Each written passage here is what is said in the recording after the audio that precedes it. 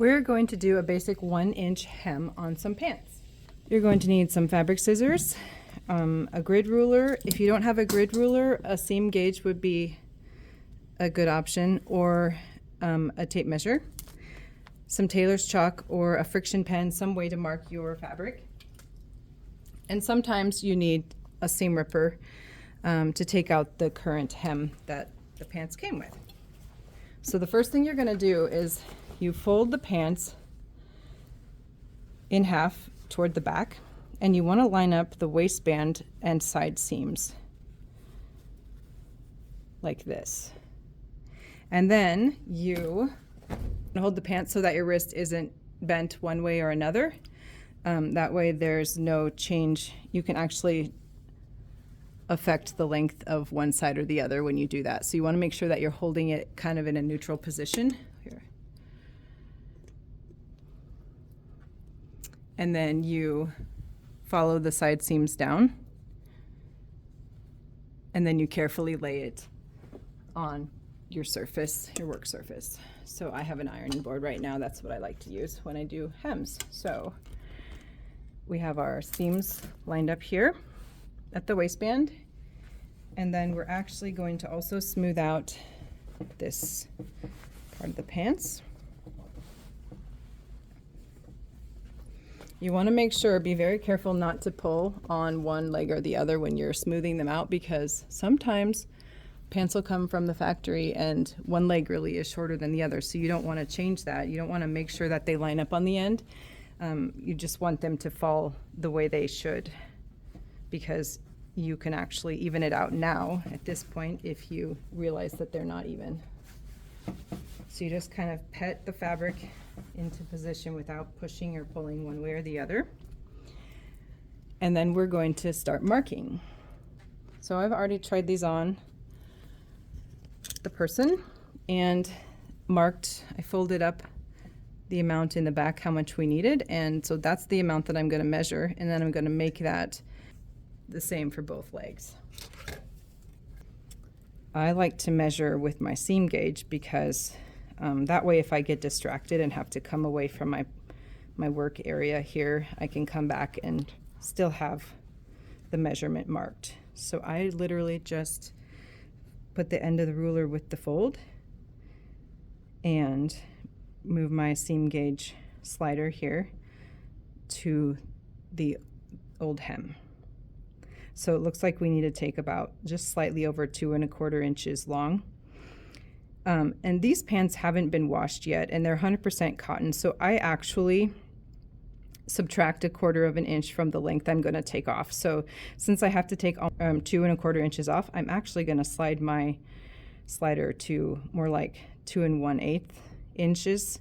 That way I can allow for the pants to shrink slightly in the laundering process. One thing though I wanted to add before I do that is another way that you can check how accurate your measurement or your marking was is you can check the inseam of the pants, which is this intersection right here on the inside crotch. And you want to just put your tape measure right there on the seam. And then do you see how these pants actually have kind of a slight curve right here?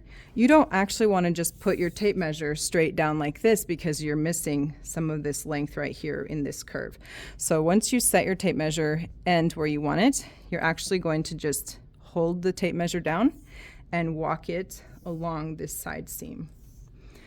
So that will tell you your inseam length, and that's how you buy pants, is by your inseam. So this is a just slightly over 28¼ inch inseam. So if I'm going to subtract that 1/4 inch, I'm actually just going to make these a 28½ inseam. So if I subtract 1/4 inch from the amount I'm taking off, I actually need to add it when I'm measuring my inseam, so that, because it's actually going to be that much longer. So if I allow 28½ inches, knowing that my pants haven't been washed and dried yet, if I subtract 1/4 inch off of the amount I'm taking off, that makes them 1/4 inch longer. So actually they're going to be 28. We're going to mark them at 28½ inches. That will give us the 28 1/4 inch after they've been laundered. I hope that wasn't terribly confusing. So you kind of just remember that while you go. Okay, so then I can take out my pin, and I'm going to smooth these together. And actually, these pants are slightly different in length, how they came from the store. I don't know if you can see that, but there's about a 1/4 inch, almost 3/8 of an inch difference in leg length. So that's why it's really important to not pull when you're smoothing here. I'm going to, since this is the pant leg that I measured from, that's the pant leg I'm going to mark from. So this is the amount that I want to take off. I've already subtracted that 1/4 inch from the amount I'm taking off. So this is the accurate place I need to mark. So then I'm going to hold my seam gauge right there and just mark in the end of that with my tailor's chalk. And I'm going to do that one more time on each side of this leg. Get the side seams marked. And if I just have those three markings there, I can use my grid ruler. If you don't have a grid ruler and you just have a straight edge ruler, that's fine. You're actually now going to connect these 3 dots, these 3 dashes. You actually need to push down onto the ruler so that there's pressure, so that this is not shifting while you're marking. So then you just draw your line across to connect those, and then you check, put it back, keep the pressure there, and then you're actually gonna, if you think of these like pages in a book, you're gonna turn the first leg back, but you're gonna keep the ruler pressure going.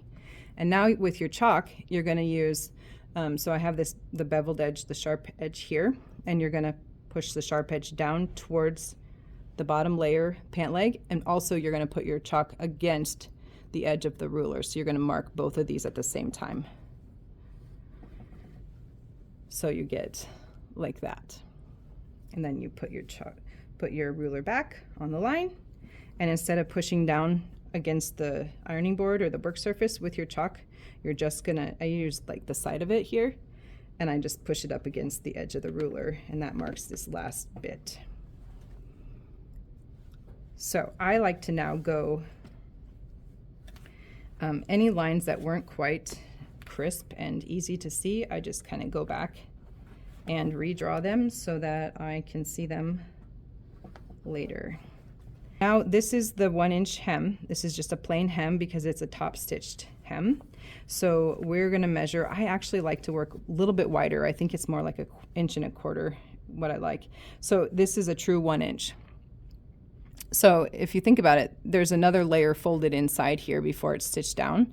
So it's actually about 1 7/8 inches total from the bottom hem fold where the final length that I want to the amount that I need to cut. So I need to rip out some stitches here. This is pretty easy to do if you just kind of sneak in here. I like to find it where there's a side seam. You just find the point of your seam ripper here, and then you can feel with the point, you kind of pop a couple stitches. And if you follow on this seam here, you know that if you accidentally overshoot your stitch, you're not actually cutting the front of your garment, you're just getting a little bit of the seam allowance. And then you kind of pull it open a little. Can you see those stitches? And you just one at a time, once you get started here, cut stitches. And if you're careful, you can just hold it nice and smooth. So this is how I hold my hand on the other side. I don't want my hand directly under the blade. And then I just use my fingers to pull apart here and smooth out the pant leg. And I just cut. You can just kind of slide it. You want to keep your blade straight across and not angled down, because if it's angled down, you're going to actually cut into the front of your garment here. And if you don't like that feeling, you maybe feel too nervous about that, if you open the seam here, you can just cut those stitches right there, if that makes you less nervous. So I'm going to do that real quick.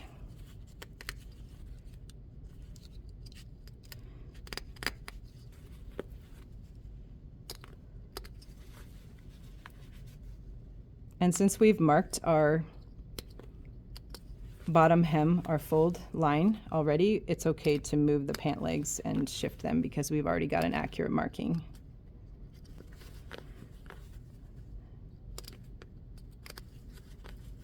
You will have to line up those marking lines that you drew when you go to mark the cut line, but for now it's okay to move it around while you're taking out your hem here.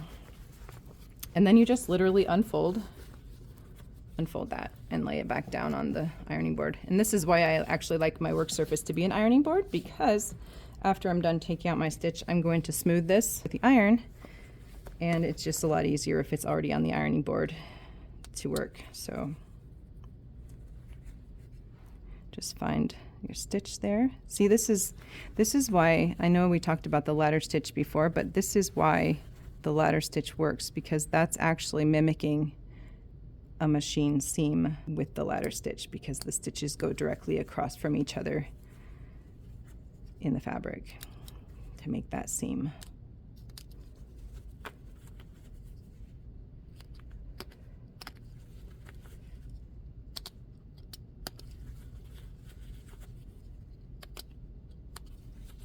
And it seems counterintuitive to use such a sharp seam ripper here. If you'd rather use the kind with the red ball on it, and that's fine to use. But you actually, if you're using this type, you really do want a really sharp blade, because a dull blade actually makes you push harder to try and tear the stitch, and you actually risk cutting the fabric in a place where you didn't want it to cut, or cutting your own hand, because you're actually having to put more pressure. And if you have a really sharp blade, basically it just slices right through the stitches and stays only where you want it to be, and it's not going into fabric that you don't want holes in. Okay, so unfold. Then we're going to restack our marking lines that we had. Just make sure they're both lined up. And then when we smooth this out with the iron, you do want to be careful, because our tailor's chalk actually melts with the iron heat. So we want to just kind of keep the iron away from our line so we don't have to redraw that. So I just kind of steam it a little bit. You'll notice I didn't take my stitches out yet, my little tails of all those stitches, and I'll show you an easy trick to do that. A little bit of steam and heat, and then you take your closed scissors and you just kind of scrape at those stitches, and then you don't have to pick at them with your fingers. They just come out. These stitches here are going to be cut off when we cut off our pant legs, so I'm not going to worry about those, just these ones right here. Okay, just your closed scissors. You don't want a sharp edge. Just, that works pretty easy. So a little bit of steam and closed scissors, scraping.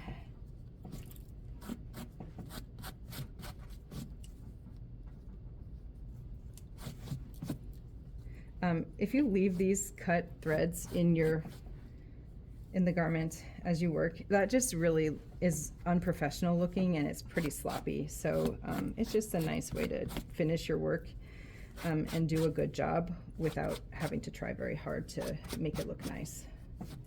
Ironing and removing tails, thread tails, is actually, those two things are, those are a sign of high quality work or not. So I'm going to restack my lines here.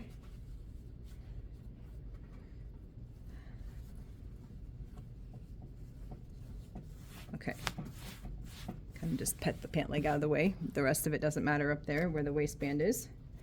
And I'm going to put my ruler. So we needed, if you can't remember how much you needed to turn up, if you look right here, this is the original hem. This line kind of faded and creased there. You just put your end of your ruler there and you put it on the edge, and it's actually a solid 2 inches, so that makes it easy for us to measure. So we're just literally going to put the edge of our ruler, because this is a 2-inch wide ruler, the edge of our ruler here, and just make a line. Let's pretend I don't have a grid ruler though. What could I do? I'm going to use my seam gauge, and I'm going to mark it at 2 inches.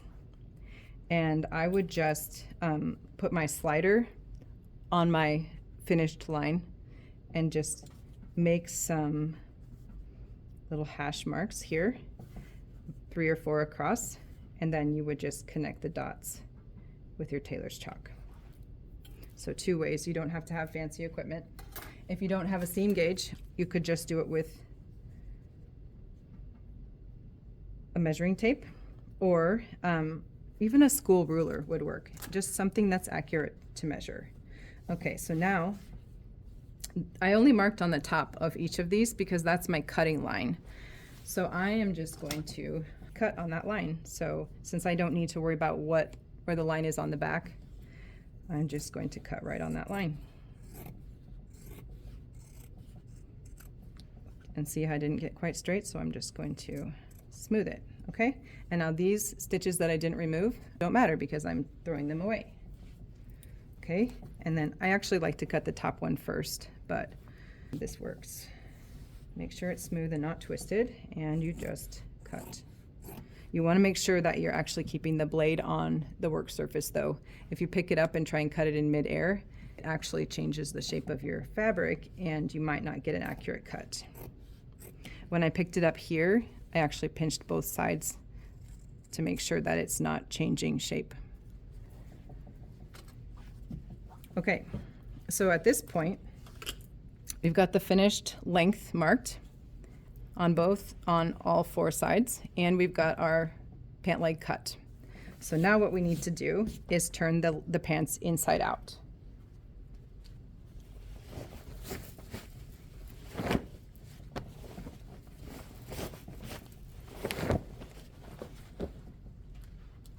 Okay, so my measuring devices are off and my chalk is out of the way. I don't need my scissors, and we need our iron here. If you have a clapper, that's good. If you don't, you could use your grid ruler or just your hand even.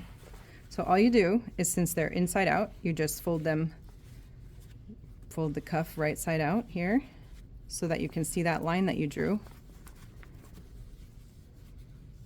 And actually, I'm noticing one more thing I forgot to show you. So before you fold them up, there's a way to check. Most pants have a slight taper where they're slightly wider in the top part of the leg, and then they sort of narrow. So if we check that, here's our fold line. A way to check that it's going to not taper is to kind of fold it up and see if this width that we're trying to put in is the same. And if you look, it's not quite the same. Therefore, we need to actually taper this seam. So what we're going to do that is we're going to come back here and stitch part of the seam here. Okay, so we're going to stitch right here. We're going to work into our seam here, our side seam. Your needle is going to be right here with your machine, and you're going to overlap these stitches with your needle, and then you're actually going to come down here, and instead of following these stitches, your needle is actually going to travel right here next to the serging. So and then you're going to take out these stitches right here, just this amount, and you're going to do that. I don't like to do it on ones that are top stitched. If I don't have to, I would just take out the top stitching though and do the same thing. However, these pants aren't tapered so drastically that I have to take out both sides, because you're literally just taking out like the bottom 1.5 inches, which is going to be inside your hem. You're not affecting the shape of the pants. So I'm going to mark that on this side now, this other leg. What you do to one, you do to the other. So we're going to come back here and overlap slightly our stitches, and then we're going to taper off and just have our serging there, so that will let out this much width. It doesn't look like much, but it actually has a big impact. So we are going to put our needle in further back in the seam here, and that way we can overlap our stitches right here for at least an inch. That kind of secures this seam that's already going. And then we're going to taper once we get to about 2 inches from the bottom here. We're going to start tapering slowly, just kind of merge off to the side here, and then you're going to overlap these stitches here from the serger, and that'll just give us a little bit of extra space in our hem here. Don't forget to reverse.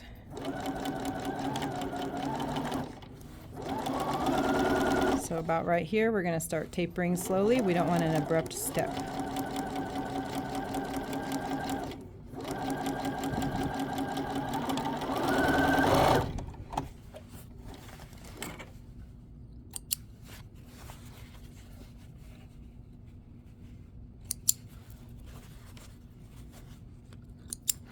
Okay, so now right here,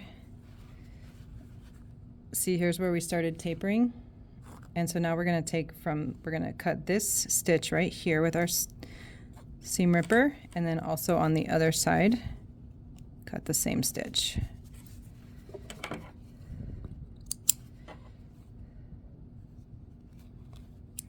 So this is actually a chain stitch, which means if you pull on it, the whole thing comes out. So that's why we really wanted to overlap. So when I pulled on it and it started coming out, it actually stopped where we overlapped our stitches. So now we are just going to take all of these stitches out right here from this row, and that'll give us a little over 1/4 inch width extra in our seam there for our turning point of our fold.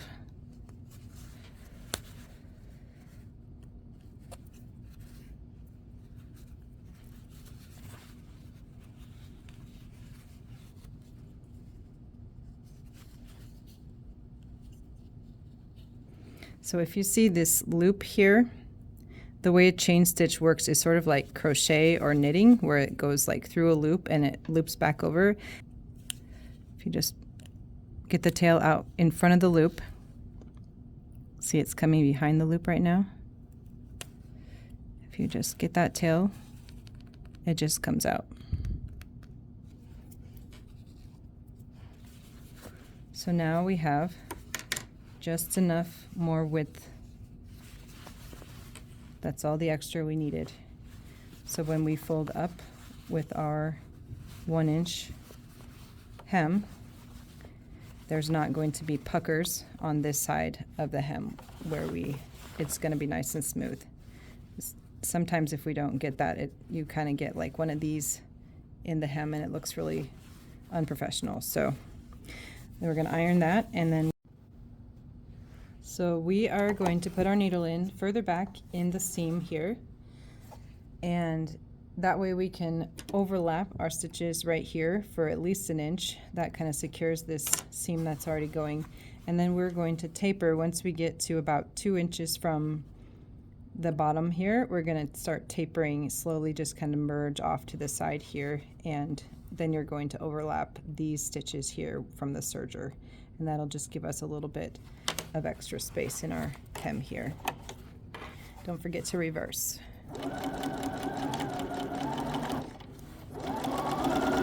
So about right here, we're going to start tapering slowly. We don't want an abrupt step.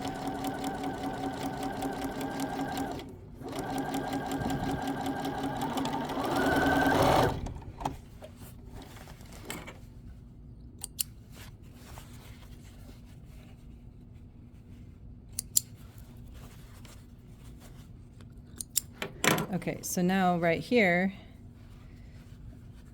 see, here's where we started tapering. And so now we're going to cut this stitch right here with our seam ripper, and then also on the other side, cut the same stitch.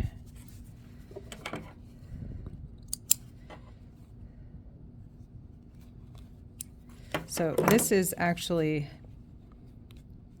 a chain stitch, which means if you pull on it, the whole thing comes out. So that's why we really wanted to overlap. So when I pulled on it and it started coming out, it actually stopped where we overlapped our stitches.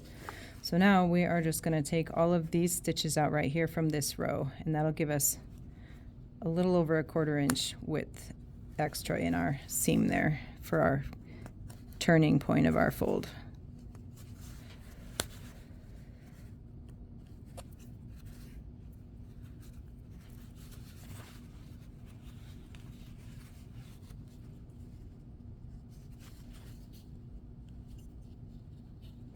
So if you see this loop here, the way a chain stitch works is sort of like crochet or knitting, where it goes like through a loop and it loops back over.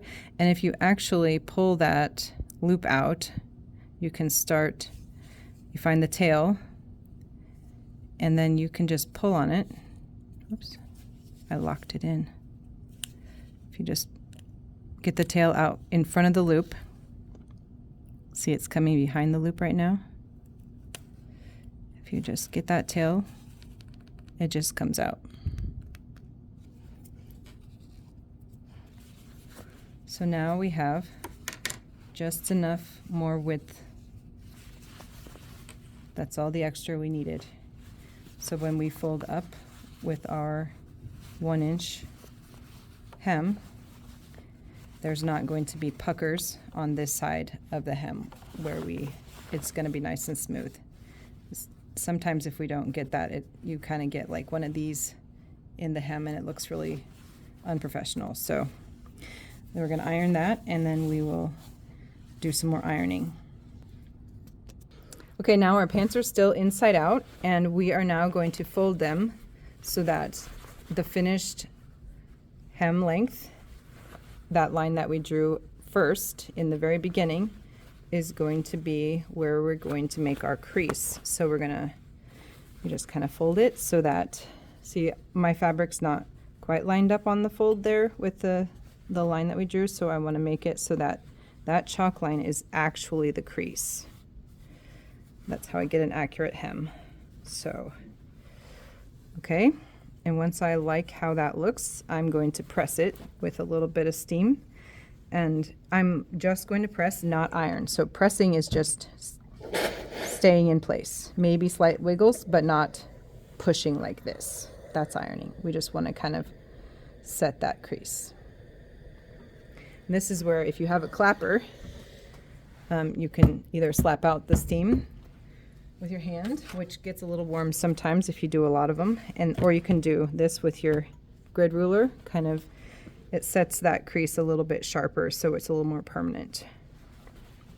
And then I'm going to do the same thing on the other leg. Also, something to be aware of is your seams here. You want them to be pointing towards the back of the pants. So this is the back of this particular leg. So we actually wanted our seam allowance to go the other way, but that one is top stitched that way. So we're going to make sure that this one is going at least in the same direction as the rest of the seam. You don't really want kind of this thing where it's spinning. Make sure it's all one direction. If you make it so it twists like on the way down the seam, it can actually wear out faster in that point where the twist is. So okay, we'll make our chalk line our crease. I also like to double check with the other pant leg and make sure that the part since my width here is not the same on both of them, I need to decide which one is wrong. So I'm going to match my seams again, my outside side seam and my waistband seam, and not bend my wrist, just keep it nice and neutral. And looks like they fall at the right spot, so we're just going to crease it where it is. It's accurate. That amount of discrepancy is actually just going to be folded up into the hem, so it'll be fine. So you just stack up your hems here and do some more press and steam.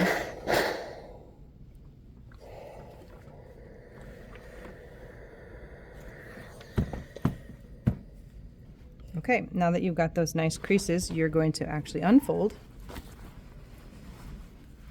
your hem here and then your raw edge here that you've cut is now going to meet that fold that you just creased.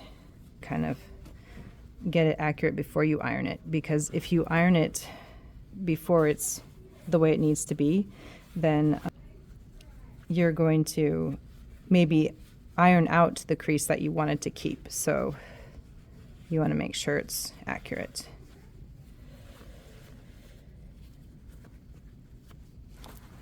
Okay, so now if you're brave, you can do a slight press right here, kind of get that started. But you really want to just flip it up so that you're maintaining your same crease that you made. And setting it back down. Ideally, this is 1 inch wide all the way across.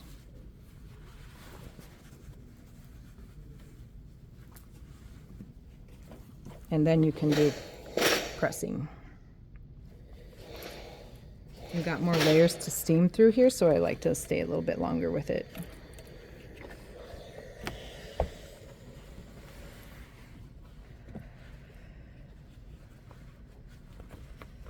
And then I also like to go side seams together. See, that's still twisting on me. Side seams together. And then I like to focus my heat and steam and pressing right here on this bulky seam. Get that pressed first. Okay.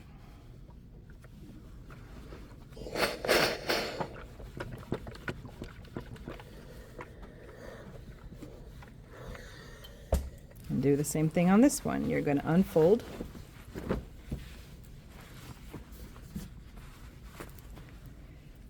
Fold the raw edge to the crease. All the way around.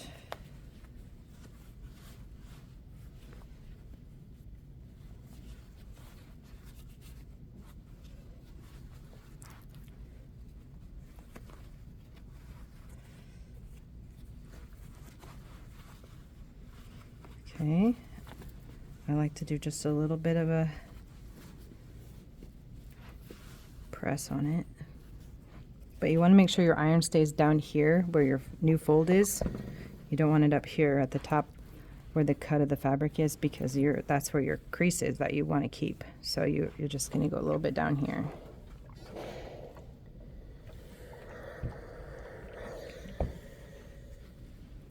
And you fold back onto your crease. Make sure that it's smooth this way, smooth inside, and not puffy or twisted at all.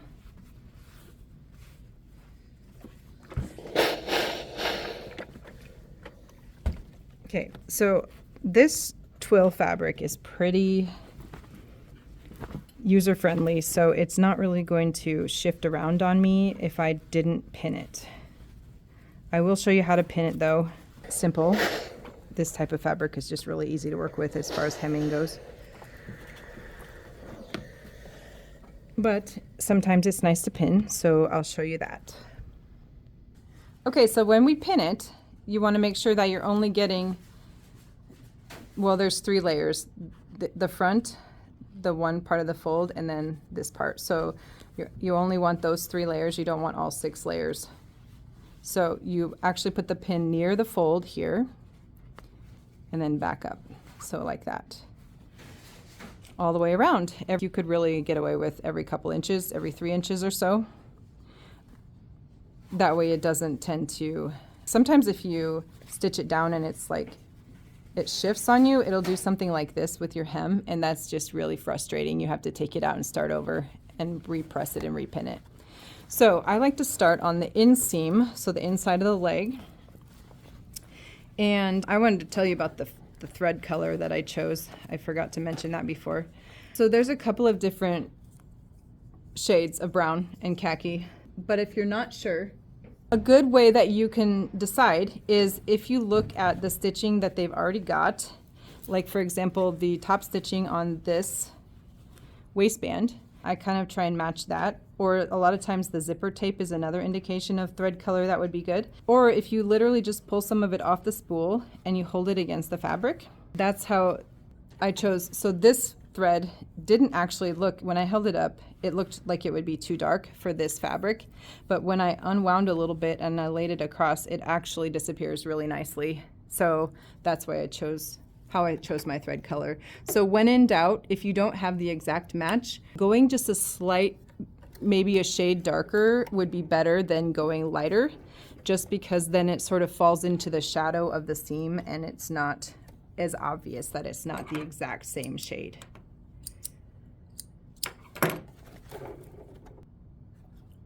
What you're going to do now, your needle is going to ride right on this fold, just right on the edge here, all the way around.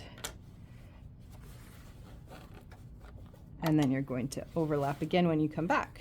So that's why I like to have the overlap on the inseam. That way it's not outside of the pant leg when people are wearing it.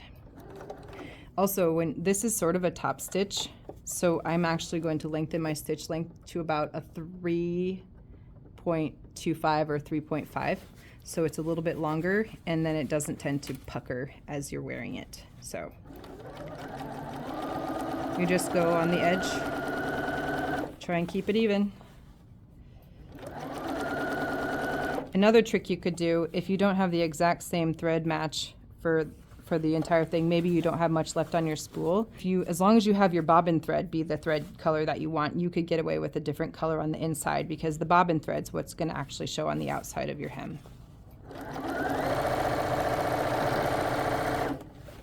Come back around. Now here's the point where you need to start looking ahead. So if I'm here, I need to make sure that I'm actually meeting this straight on and not coming out over here or something. Maybe I wasn't going straight around and maybe I'm over here. Now's the time to start tapering back to this. And then also, if you trim these tails before you get there, then you don't have like a little bird's nest when those two threads intersect.